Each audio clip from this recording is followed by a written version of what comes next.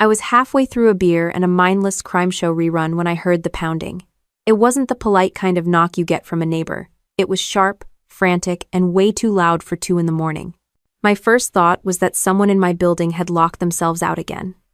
My second thought was that it was probably trouble. In the military, you learn pretty quickly that nothing good happens after midnight. I pulled on the hoodie hanging over the chair and walked to the door.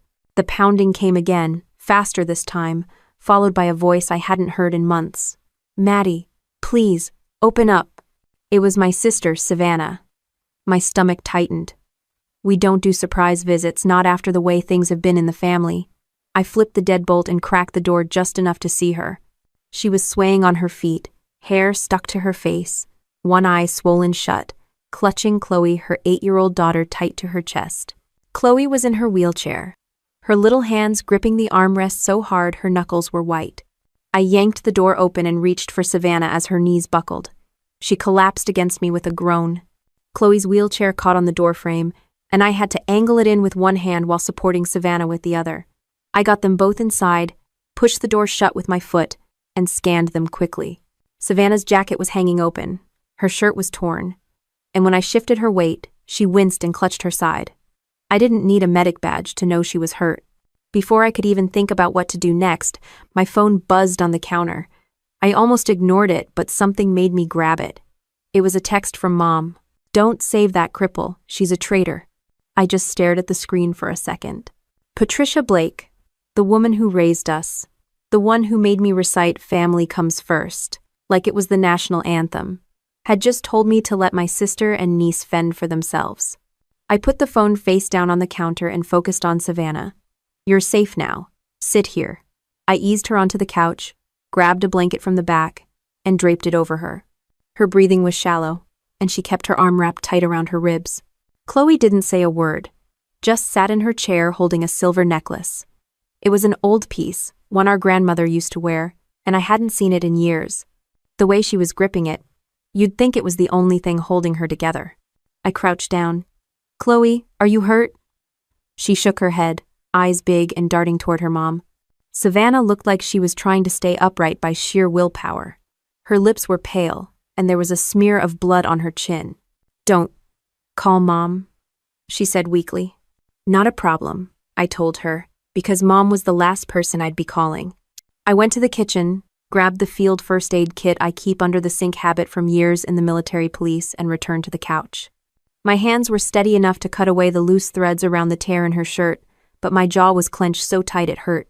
There was a nasty purple bruise blooming over her ribs and a shallow cut just above her hip. "This needs a real doctor," I said. "Please, don't send me back," she murmured. That stopped me. "Back where?" She didn't answer, just closed her eyes. I looked at Chloe again. She was still watching everything, silent, the necklace glinting in her hand. Her wheelchair was old, the kind you get from the cheapest insurance plan. The left brake didn't even look like it locked properly.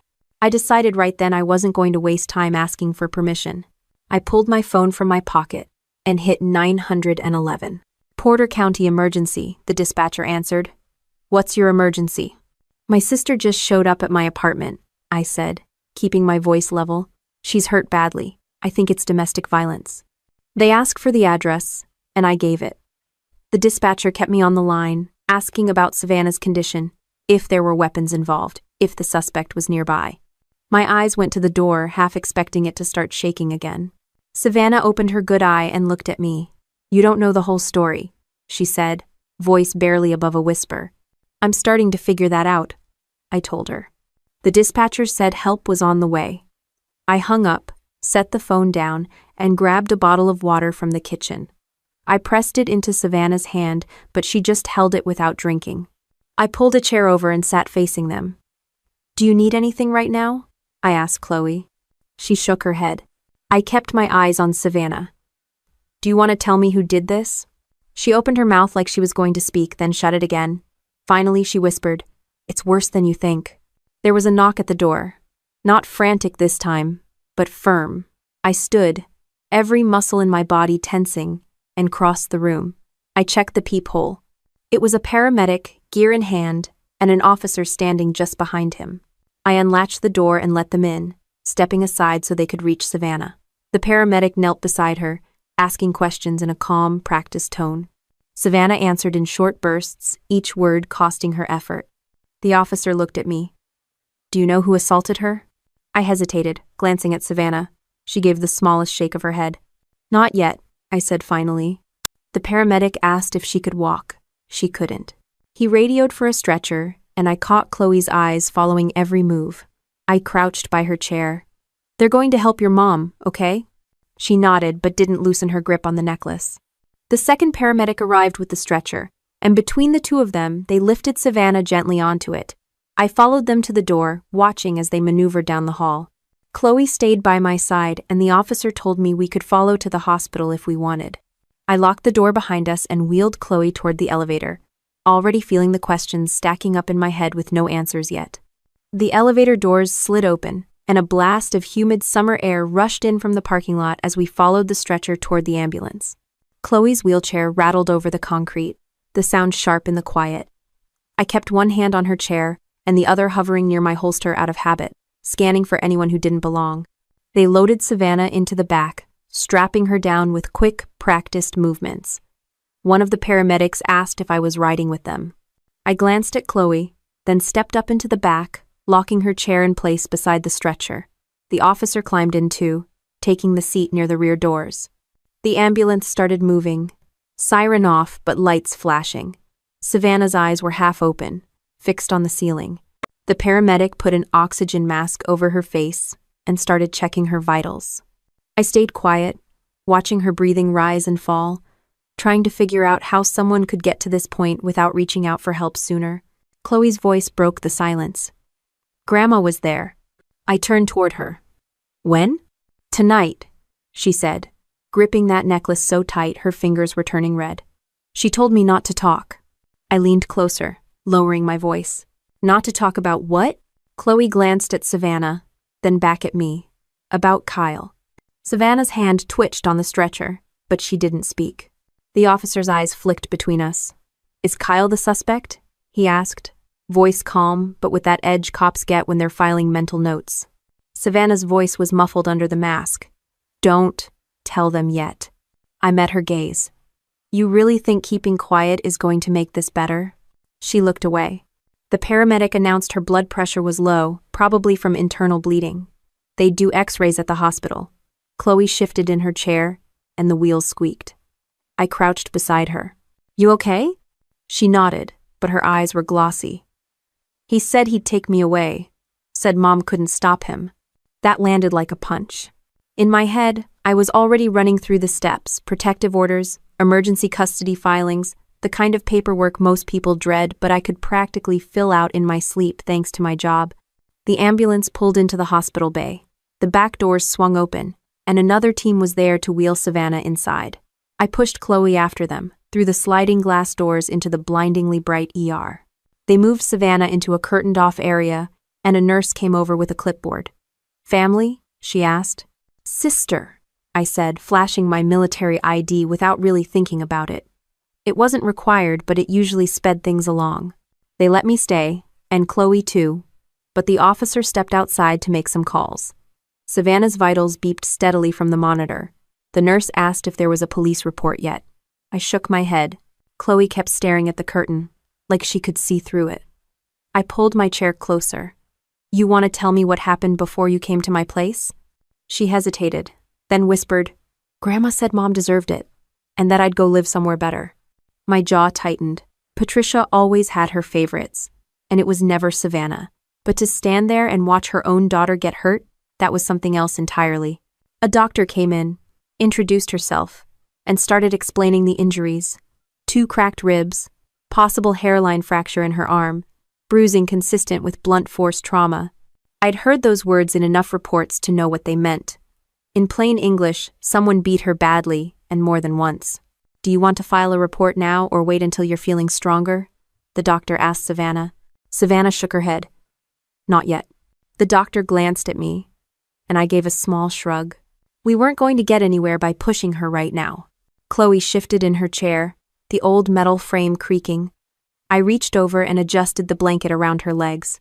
"You're safe here," I told her. Her eyes searched mine, like she wanted to believe it but wasn't sure. The officer came back in, a small notebook in hand.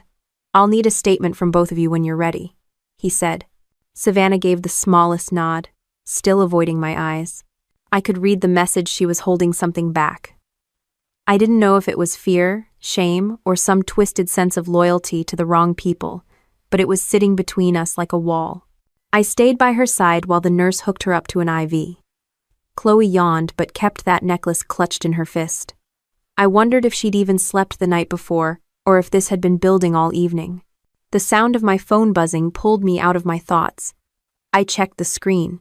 Another message from Mom. "Don't get involved, Maddie. You'll regret it." I didn't reply.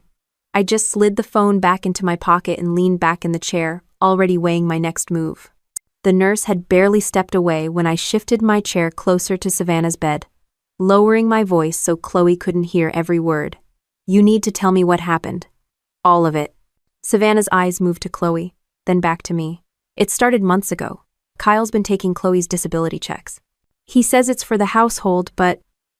She trailed off, her fingers twisting the edge of the blanket. "But it's not," I said flatly. She gave a slow shake of her head. "He spends it on himself.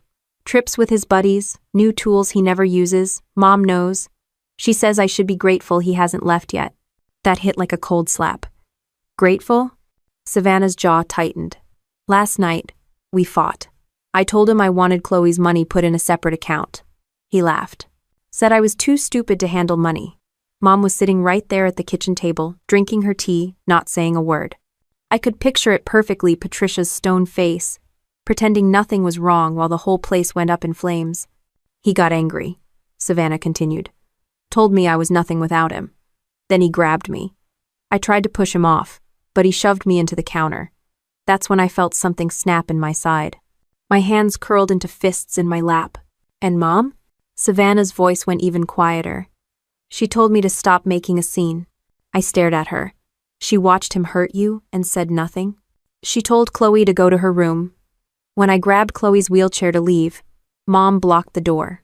She said if I walked out, I was on my own. No help, no money, no family." My stomach turned. "And yet she still texted me to leave you outside."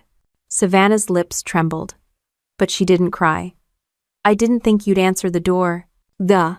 You thought wrong," I said, sharper than I intended. Chloe glanced up from her chair, sensing the tension. I forced my voice back down. "Where's Kyle now?"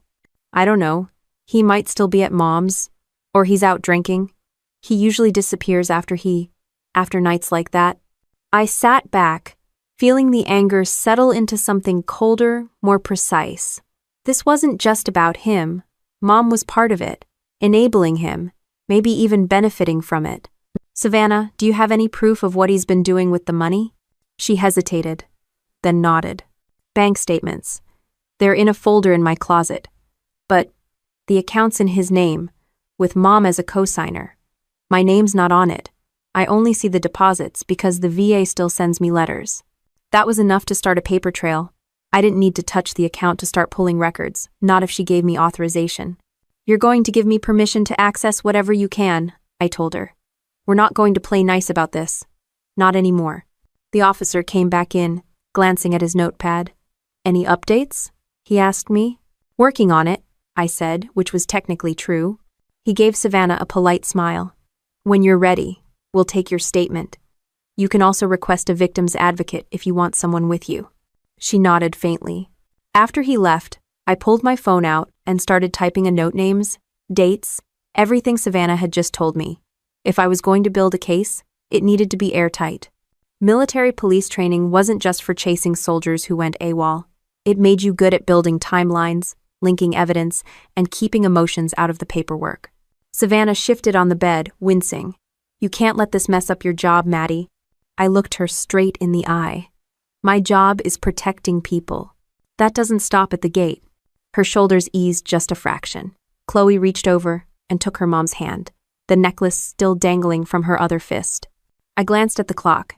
It was pushing 3:30 in the morning, but my brain was wide awake. Kyle and Patricia had crossed a line, and I wasn't the type to let that slide. I leaned back in the chair, already planning my next step, and kept my voice steady when I spoke again. We're going to make sure this never happens to you or Chloe again. The hallway outside the ER room smelled like burnt coffee and antiseptic as I stepped out to make a call. I dialed a number I knew by heart, Staff Sergeant Hill over at CID. It was late, but Hill was a night owl, the kind of guy who answered on the first ring. Maddie? You on duty? Not officially, I said. But I've got a situation. Domestic violence, possible financial exploitation tied to VA benefits. Victim's my sister. Suspects are her husband and our mother. There was a pause. That's messy. Yeah. I need to know how much I can dig without crossing into unauthorized access. Hill sighed. You know the drill. If she signs a release, you can gather her personal financial records. But anything tied to his VA claim? That's federal. Get it the wrong way. You're the one in hot water. Got it. Thanks. I hung up and went back inside. Savannah was propped up a little higher now, looking more awake. I pulled a folded form from my bag, standard power of attorney template I kept for emergencies. Sign this.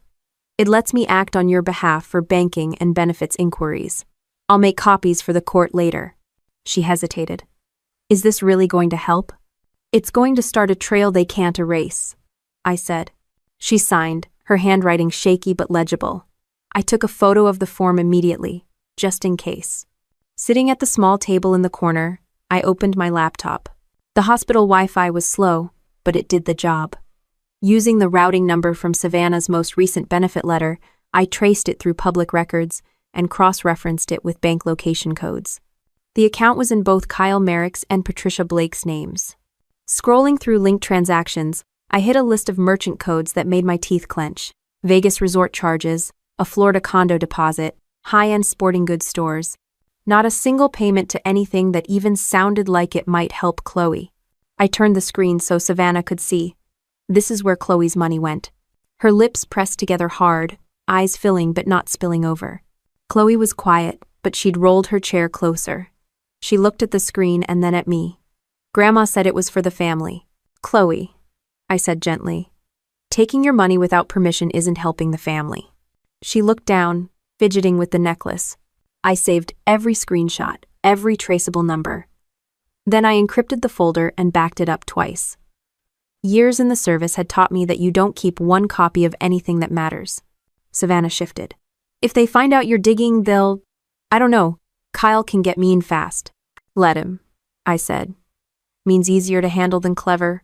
My phone buzzed with a text from an unknown number. You stick your nose in, you'll lose your stripes. I tilted the screen so Savannah could see. Kyle? She nodded once. I deleted the message, but not before taking a screenshot. Harassment from the suspect, another piece of the puzzle. A nurse came in to check Savannah's vitals, and I stepped into the hall again. I called Hill back. Got a co-signed account, non-beneficiary spending. Suspect just sent a threatening text. That enough to raise flags? Enough to get Va Oig interested, Hill said. But tread carefully. Your family, so anything you dig up personally might get challenged. Let a lawyer run point. I already knew which one, Deborah Langley. She'd chewed up worse cases and spat them out in neat court victories. I made a note to call her in the morning. Back inside, Chloe had dozed off in her chair, still holding the necklace. Savannah was watching her like she was afraid to blink. Get some rest, I told her. I'll be here when you wake up. End of 2. She closed her eyes, but I could tell she wasn't sleeping yet. My mind was already running through what came next. Legal filings, protective orders, securing those bank records before they vanished. One thing was certain. I wasn't letting Patricia and Kyle keep control of anything that belonged to Chloe.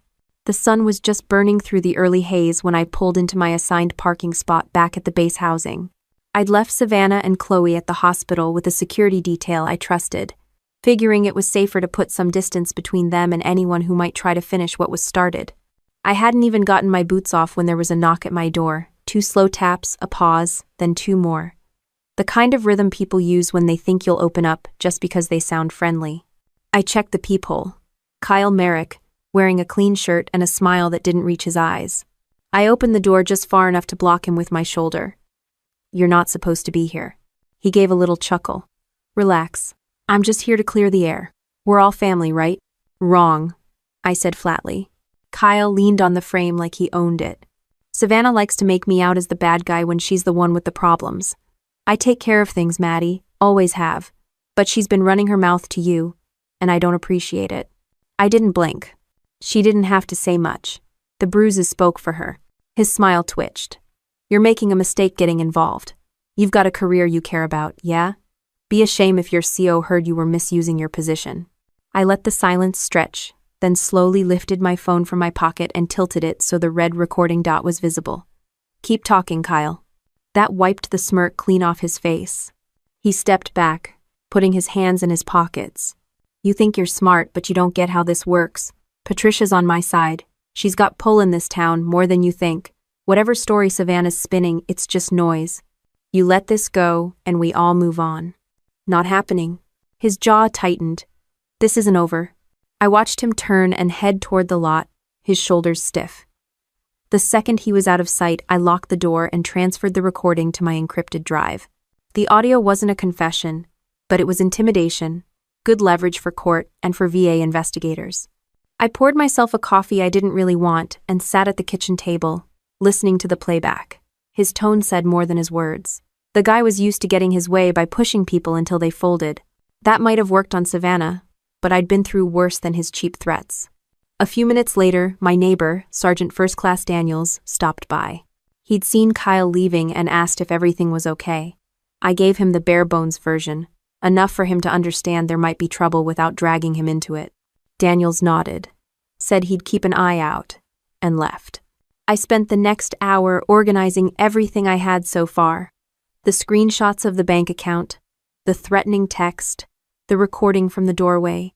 I added timestamps, file names, and short summaries so nothing got lost in the shuffle. Years of writing incident reports had drilled into me that a sloppy file was worse than no file at all. By the time I shut the laptop, I'd made up my mind to head back to the hospital. I wanted to be there when Savannah woke up enough to answer a few more questions. But first, I stopped by the base legal office to grab extra victim statement forms and a few information packets on protective orders. If Savannah was going to do this, she needed to know exactly what her options were. As I walked back out to my truck, I spotted a black SUV idling down the street, tinted windows, engine running. When I turned my head toward it, it pulled away slowly, no plates visible from my angle. My gut said it wasn't a coincidence. I got in, started the engine, and drove toward the hospital without looking back. Whatever game Kyle and Patricia thought they were playing, they'd just made the mistake of bringing it into my territory. The hospital lobby was buzzing with shift change chatter when I walked in, a stack of legal forms tucked under my arm. I spotted Deborah Langley leaning against the reception desk, phone in one hand, coffee in the other. She looked like she'd been awake since yesterday, which was probably true. You called? I came, she said, as soon as she saw me. And you weren't kidding. I pulled court records on Merrick. 2 prior domestic disturbance calls, no charges filed. And your mother? Patricia Blake's name shows up as a character witness in both. That tracks, I said, leading her towards Savannah's room. We walked in to find Savannah sitting upright, hair brushed, eyes alert but wary. Chloe was beside her bed, watching the morning news on the wall-mounted television. Deborah set her coffee on the counter and introduced herself. I'm here to protect you and your daughter, she told Savannah. But I don't work miracles. I work facts. So I need everything. Even the ugly parts. Savannah glanced at me, then back at Deborah. You'll hear it all. But there's something else. This was waiting for me when I woke up. She reached over to the side table and picked up an envelope. Inside was a freshly stamped summons petition for emergency custody, filed by Kyle Merrick. The air in the room went heavy. Deborah scanned it quickly. He's claiming you're unfit. Says you abandoned the marital home, have no income, and can't provide medical care for Chloe. That's all lies, Savannah said, voice shaking. Doesn't matter, Deborah replied. What matters is he's got it on paper. We have 5 days before the hearing, less if he pushes for an emergency ruling. I pulled the victim statement forms from my bag and set them in front of Savannah. Fill these out. Every detail you remember about last night, and anything else that shows a pattern. Night. Savannah looked overwhelmed, but Deborah leaned in. You do this now while it's fresh. And Maddie, get me that bank evidence you mentioned. I opened my laptop, pulled up the encrypted folder, and slid it over. Deborah's eyes moved fast over the screenshots. This is gold. Not just for custody, but for criminal charges. A judge will have a hard time giving him Chloe if we show he's been stealing from her. Savannah's pen scratched across the forms while Deborah kept talking strategy. We'll also file for a temporary protective order today. That keeps him from contacting you or Chloe directly. If he violates it, he's done. I nodded. Already got a recording of him showing up at my place this morning, trying to intimidate me. Perfect, Deborah said. That goes in too. Chloe turned from the television. Does that mean we don't have to see him anymore? That's the goal, Deborah told her with a small smile. A knock at the door interrupted us. A nurse poked her head in. Captain Cole, there's a call for you at the front desk. Someone said it's urgent. I stepped out and picked up the handset. A clipped voice on the other end said, This is Captain Rains. I need you in my office at 1400 to discuss a complaint filed against you for abuse of authority. Don't be late. I knew without asking who filed it. Understood, sir. When I got back to the room, Deborah raised an eyebrow. Let me guess Patricia's playing dirty. Looks that way, I said. Deborah didn't look surprised. Then we hit back harder. I'll get the custody motion filed by noon. You deal with your chain of command, keep it clean, and don't give them anything they can use against you. Savannah handed me the completed forms, her signature at the bottom of each page. I'm scared, Maddie. He's not going to stop. I took them from her carefully. That's why we make sure he doesn't get the chance. End quote. Deborah gathered her things, already on the phone to the courthouse as she walked out. I stood there for a moment, watching Savannah and Chloe together, and knew we'd just shifted from defense to offense. By the time I walked into Captain Rains's office, the blinds were already drawn, and a thick manila folder sat on his desk. He didn't bother with small talk. Close the door, Cole. I did, and stood at parade rest in front of his desk. He opened the folder and slid a typed statement toward me. Your mother, Patricia Blake, alleges you've been using your position in the military police to access civilian financial records without authorization. She claims you're targeting her and her son-in-law out of personal bias.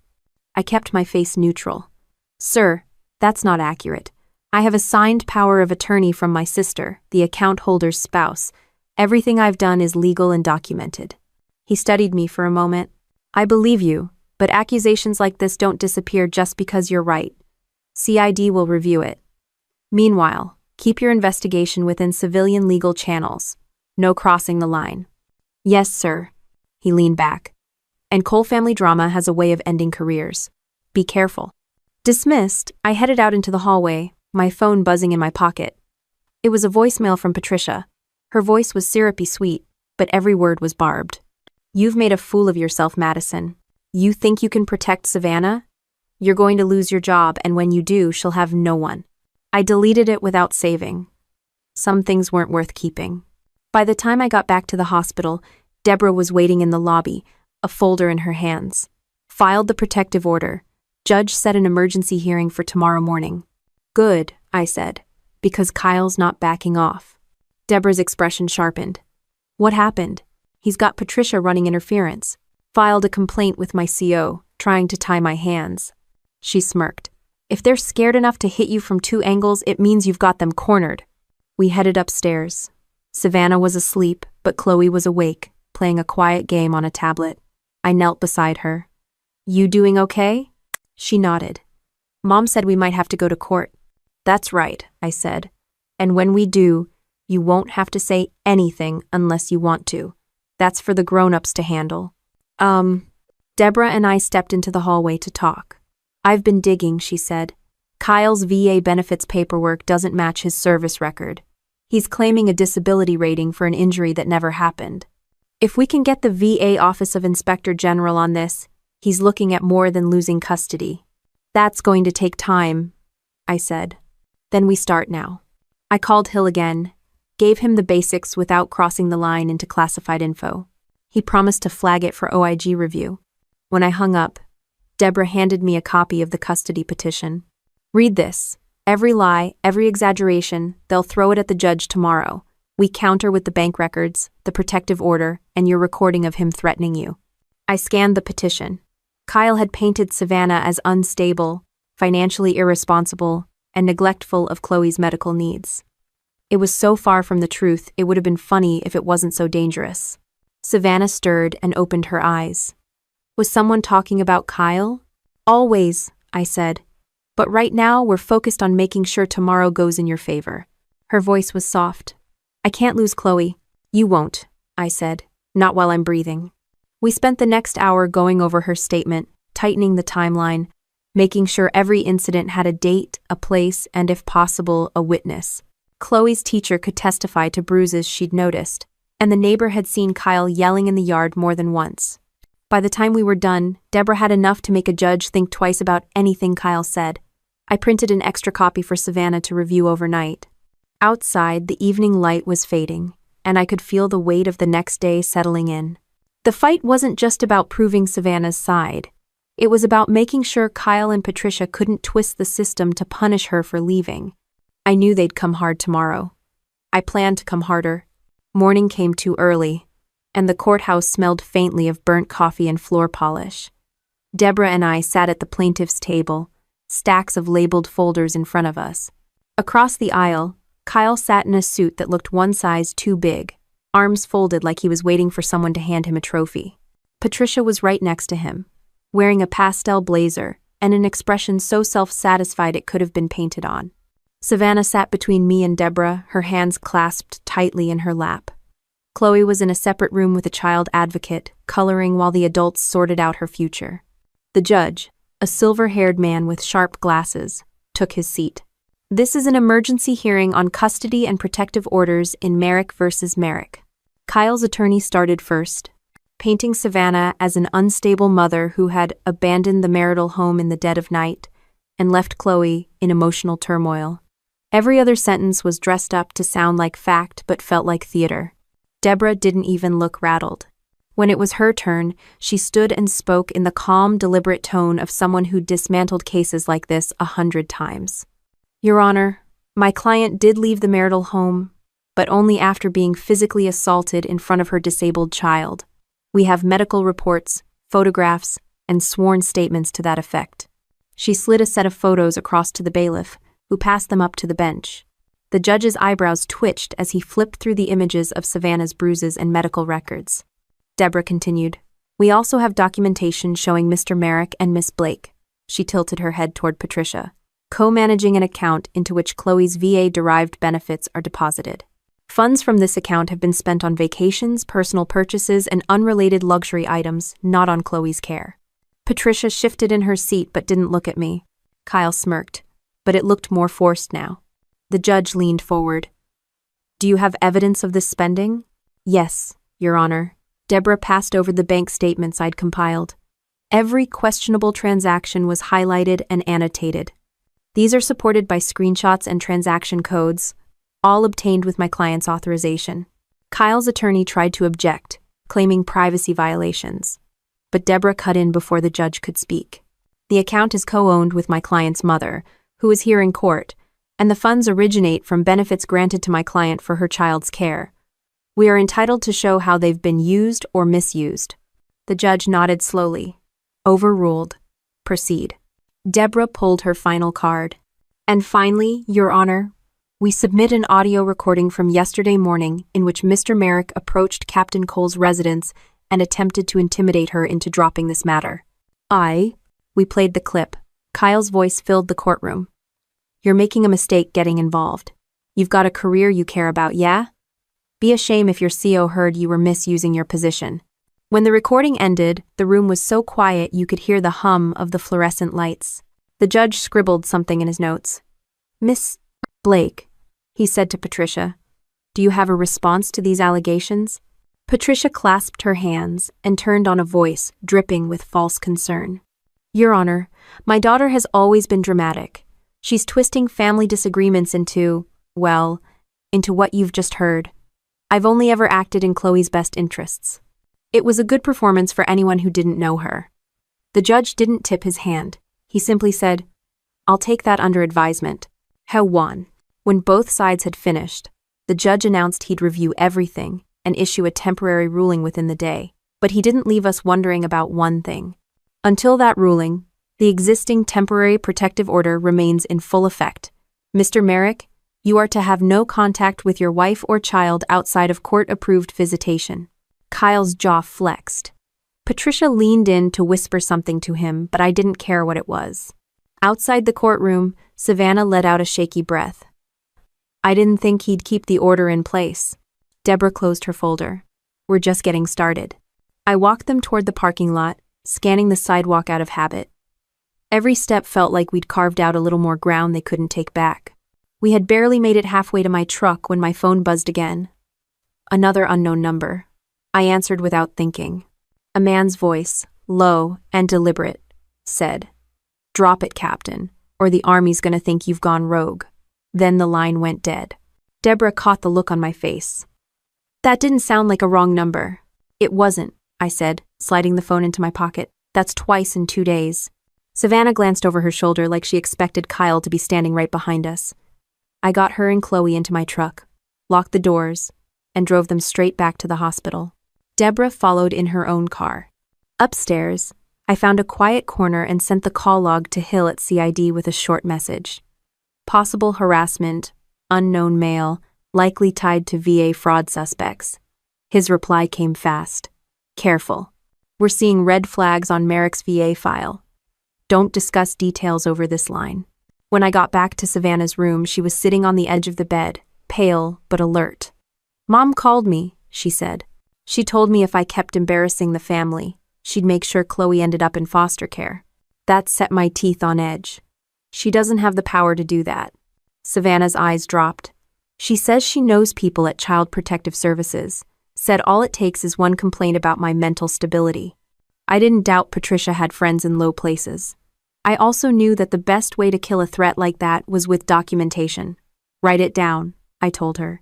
Every word she said, date, time, and her number on your caller ID.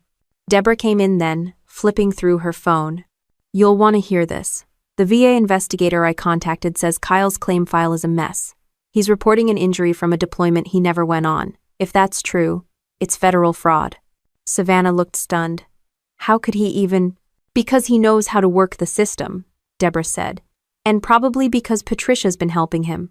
I pulled my laptop over and started building a timeline. The benefit deposits, the luxury spending, the domestic violence incidents, the court filings, and now the harassment calls. Laying it out in one document made the picture sharper. This wasn't just family drama. It was a coordinated pattern of financial and emotional abuse. Chloe rolled her wheelchair closer. Is Grandma going to get in trouble too? I didn't sugarcoat it. If she's been helping Kyle steal from you, yes. And 12th. Chloe thought about that for a second, then nodded like she was okay with it. Deborah's phone rang. She stepped into the hallway to take it, and when she came back her expression was tight. That was the very. They're opening a formal investigation. They'll need both of you to give statements. Savannah's voice was barely above a whisper. Will that put him in jail? If the evidence is solid, it could, Deborah said. The tension in the room was heavy enough to choke on, but I could feel something shifting. For the first time, Kyle and Patricia weren't the only ones pulling strings. I checked my watch. I have to stop by the legal office before they close. Deborah, can you stay with them? Of course, she said. On my way out, my phone buzzed again, this time a text from an unfamiliar email address. You're not untouchable. Remember that. I screenshotted it and sent it straight to Hill. His reply, lock your doors tonight.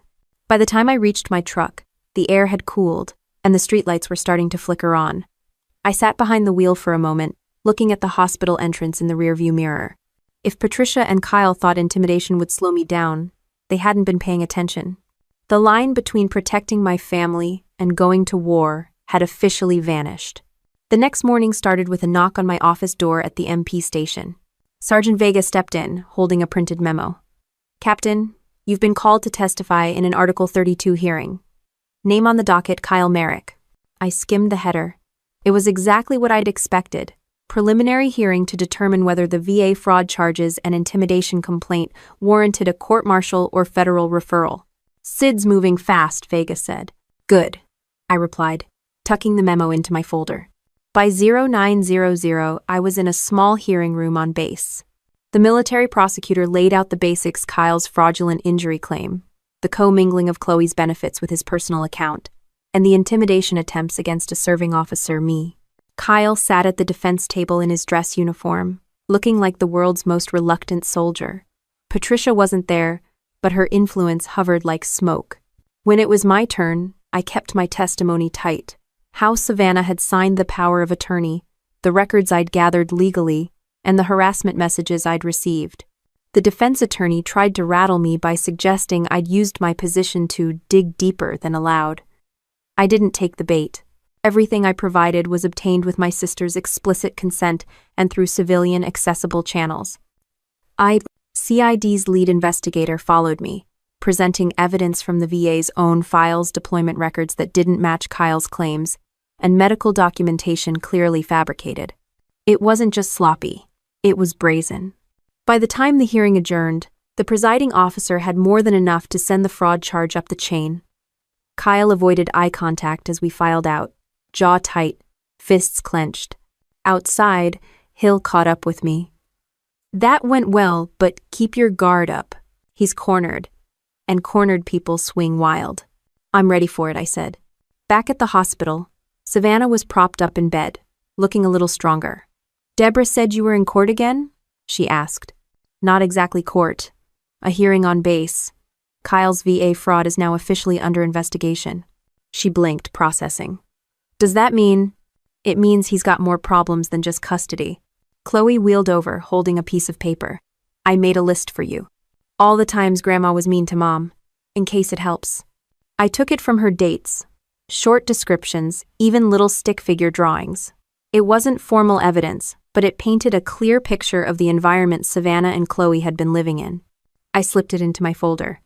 "It helps a lot." Deborah came in a few minutes later, her phone in hand. "The state court just gave us a date for the next custody hearing. 2 weeks. And I've got a witness willing to testify they saw Patricia cashing benefit checks and handing cash to Kyle." Savannah's eyes widened. "Who?" "Your old neighbor, Mrs. Allen," Deborah said. "She's tired of watching them get away with it." That was a win, but there was still the matter of Patricia's complaint to my CO. I had a scheduled sit-down with Rains later that afternoon to submit my formal response. I already had a neat packet ready. Savannah's signed consent, timestamps on every data pull, and a sworn statement from Deborah confirming she'd directed most of the collection. Before I left the hospital, Savannah caught my hand. "Be careful, Maddie. You're fighting them on too many fronts." "I'm not the one who should be worried," I said. At Rains's office, I laid out the packet. He read the top page, then glanced at me. "You've covered yourself well. I'll forward this to JAG for review, but as far as I'm concerned, you've stayed in bounds." That was one less weight on my back. Walking out, I felt the shift, like the pieces were finally aligning. Kyle was boxed in by both military and civilian law. Patricia was exposed as an accomplice. And Savannah was starting to believe that maybe, just maybe, she could win. Now, all that was left was to make sure they didn't find a way to twist the knife before we closed the case. The courthouse hallway was already echoing with footsteps when we arrived for the next custody session. Savannah walked between me and Deborah, clutching a slim binder of her statement and medical records. Chloe stayed home with a trusted family friend. There was no reason for her to be in the middle of this scene. Inside the courtroom, Kyle sat alone at the defendant's table. No Patricia today, her absence almost more telling than her presence. His attorney whispered in his ear, but Kyle's eyes kept darting toward us. The judge called the session to order, and Deborah wasted no time. "Your Honor, before we proceed with further arguments, we have new testimony from a direct witness to financial misconduct involving the child's benefits." The bailiff opened the side door, and in walked Mrs. Allen, Savannah's former neighbor. She was a small, no-nonsense woman with a handbag that looked like it could double as a blunt weapon. She took the stand, swore in, and began. "I've lived next door to Patricia Blake for 7 years. I've seen her pick up benefit checks meant for Savannah's daughter and hand cash to Mr. Merrick more times than I can count. I asked her once why she was doing it. She told me, and I quote, 'It's better in my hands than in Savannah's.'" Kyle's attorney jumped up to object, but the judge overruled. "Continue." Mrs. Allen didn't flinch. "I also saw them bring home expensive items, flat-screen TVs, new golf clubs, trips out of town, all while Savannah was scraping by." Deborah let that sit for a moment. then handed the judge the annotated bank records linking each questionable purchase to dates Mrs. Allen had mentioned. Your Honor, this shows a consistent pattern of misappropriating funds intended for Chloe's care. The judge flipped through the pages, expression unreadable. Mr. Merrick, do you wish to respond? Kyle shifted, then said, I didn't handle the money, Patricia did. If there's a problem, it's on her. It was the crack we'd been waiting for. Deborah pounced. So you're saying your mother-in-law handled Chloe's benefits? Because that contradicts your sworn statement from last month, where you claimed you managed all household finances yourself. Kyle froze, realizing too late he'd just undercut his own testimony. The judge made a note. We'll revisit that inconsistency shortly. Deborah then introduced the timeline I'd built, laying out incidents of abuse, the threats, and the financial exploitation in chronological order. Seeing it all lined up, dates, witnesses, transactions turned the scattered events into a clear narrative of control and harm. Savannah's voice was steady when she was called to the stand. I left because Kyle hit me in front of my daughter, because my mother told me I was overreacting, and because they were stealing from Chloe. I didn't abandon my home. I escaped it. When she stepped down, I saw a flicker of something in Kyle's face. Not remorse, but the realization that the walls were closing in. The judge leaned back. Given the evidence and testimony today, I'm granting temporary full custody to Mrs. Merrick, with no visitation rights to Mr. Merrick until further review. All benefit funds are to be redirected to an account managed solely by Mrs. Merrick for the child's care. Any interference will be met with sanctions. It wasn't the final ruling, but it was the strongest interim order we could have hoped for. Kyle's attorney started to speak, but the judge cut him off. Save it for the final hearing. As we left the courtroom, Savannah exhaled a breath she'd been holding for weeks. I didn't think it would happen this fast. Deborah gave a small smile. That's what happens when the trap shuts clean. In the hallway, I caught sight of Kyle watching us go, his expression hard but hollow. Whatever power he thought he had, it was slipping fast, and he knew it. The final custody hearing landed on a rainy Thursday, the kind of weather that made the courthouse steps slick and the air feel heavier than it was. Savannah walked in beside me, her binder thicker now with weeks' worth of evidence. Deborah trailed us, calm and sharp as ever, carrying her trial bag like it was a weapon. Kyle was already seated when we entered, this time with Patricia at his side. She'd chosen a conservative navy dress and a string of pearls, the picture of maternal respectability if you didn't know her. The judge wasted no time. We'll begin with the petitioner's closing arguments. Din. Kyle's attorney leaned hard on the narrative they'd been pushing from day one. Savannah was unstable, financially incapable, and had turned her family against her husband out of spite. It sounded rehearsed, hollow against the backdrop of everything we'd laid out. When it was Deborah's turn, she didn't rush. She started with the medical records, moving to the photographic evidence, then to the benefit misuse with exact dollar amounts. Finally, she held up the transcript from the VA investigation confirmation that Kyle's disability claim was fabricated and under federal review.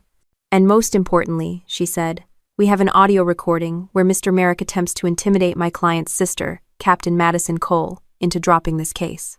That's not the behavior of a man prioritizing his child's well-being. The judge listened without interrupting. Then Deborah added, Your Honor, this is not simply a divorce. It is a case of domestic abuse, financial exploitation, and coordinated attempts to obstruct justice. Allowing Mr. Merrick or Miss Blake unsupervised access to Chloe would put her at risk. Patricia shifted in her seat, lips pressed tight. When the judge asked if she wanted to testify, she declined. That told me more than anything she could have said. Savannah took the stand one last time. Her voice didn't shake. I want my daughter to grow up safe, knowing she doesn't have to be afraid of the people who are supposed to protect her. That's all I'm asking for. When she stepped down, the judge folded his hands. I've reviewed the evidence, heard the testimony, and considered the child's best interests. Effective immediately, Mrs. Merrick is granted full physical and legal custody of Chloe Merrick. Mr. Merrick's visitation is revoked until further order of the court. Miss Plies. Blake's contact with the child is limited to supervised visitation in a state-approved facility. Additionally, any benefits derived from the child's condition will be administered solely by Mrs. Merrick. The misuse of said benefits is referred to the appropriate federal authorities. The gavel hit the block, the sound sharp and final. Kyle's face went slack. Patricia didn't look at him. She kept her eyes forward, as if distance might save her. Savannah gripped my hand, tears welling but not falling. "It's over," she whispered. Deborah began packing her files. "One chapter is, but now we make sure the enforcement sticks." As we walked out, reporters who'd caught wind of the VA fraud swarmed the steps. Deborah fielded them, while I guided Savannah through the crowd. Rain dotted her hair, and for the first time in months, she didn't look over her shoulder. Across the street, a black SUV idled, the same type I'd seen before. This time, I didn't feel the knot in my stomach. They could watch all they wanted, there was nothing left for them to take. Savannah squeezed my arm as we reached the curb. "Thank you, Maddie, for not letting them win." "They were never going to," I said, and meant it. We stepped off the courthouse steps into the wet pavement, the sound of rain mixing with the distant hum of traffic. Savannah stopped just long enough to pull Chloe's silver chain from her pocket, the one with the tiny heart charm she'd worn the night she showed up at my door. She pressed it into my palm. "You kept us safe. I want you to have this." I closed my fingers around it, the metal still warm. "I'm not taking it from you." "It's not about taking," she said. "It's about remembering what you did for us." Before I could respond, Deborah joined us, phone in hand. "Wa oig," just confirmed Kyle's losing his benefits.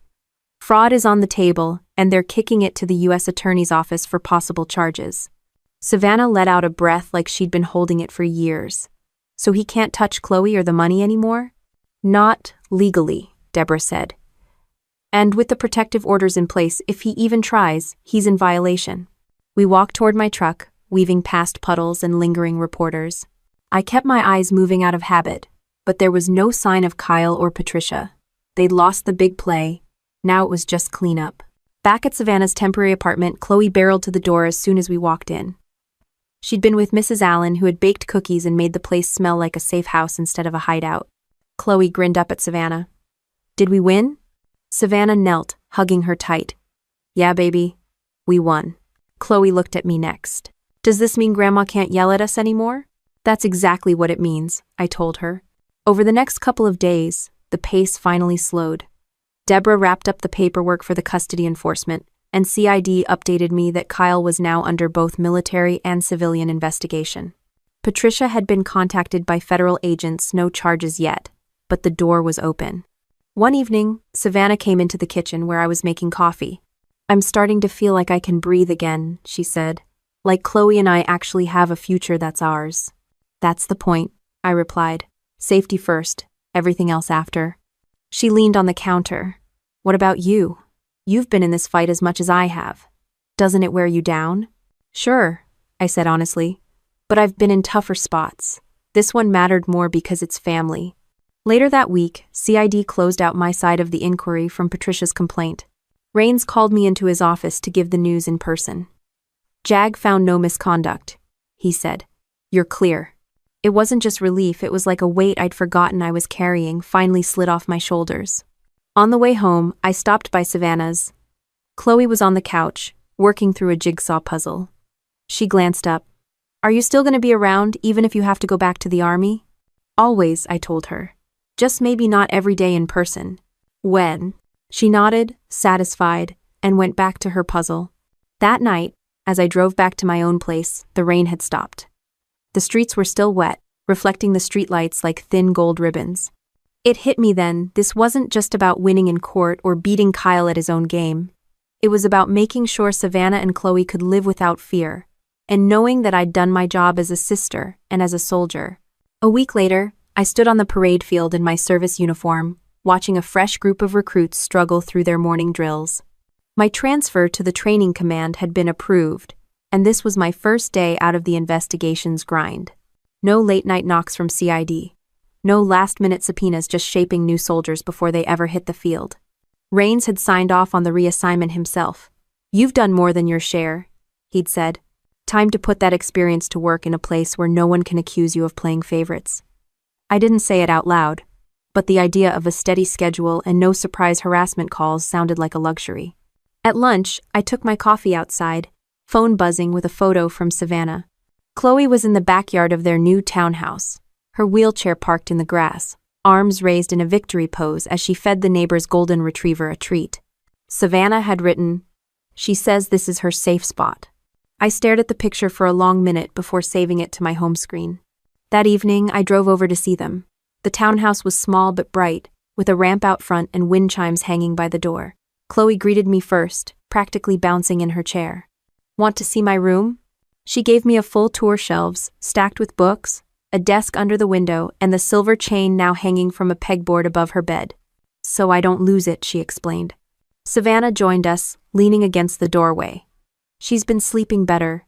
No nightmares, no waking up crying." "That's what happens when you're not living in fight or flight," I said. We ended up in the kitchen, sharing takeout and talking about mundane things, school schedules, Chloe's new physical therapy program, the fact that Savannah's thinking about picking up part-time work again. No tense glances at the door, no scanning the street for a certain SUV, just normal. As I was leaving, Savannah walked me out to my truck. "You know," she said, "I didn't realize how much I'd been bracing for the next bad thing until it stopped happening." "That's the part no one tells you," I said. "Justice isn't about payback. It's about safety, about not having to look over your shoulder every day."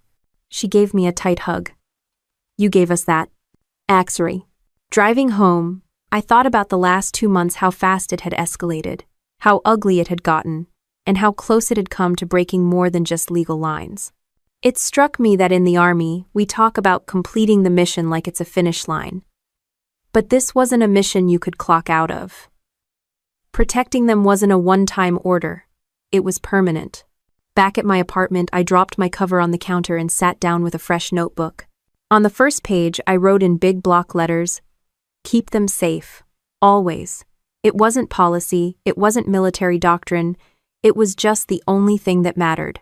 Looking back, it's almost strange how something that started with a knock at my door at 2 a.m. turned into the fight of my life outside the uniform. I've dealt with hostile suspects, tense standoffs, and high-pressure missions, but nothing compares to staring down your own family when they've crossed the line. In the Army, we train to protect the people who can't protect themselves. Turns out, that mission doesn't stop when you leave base, it just changes shape. Savannah and Chloe aren't just safe now, they're free. And for me, that's the only victory that ever mattered.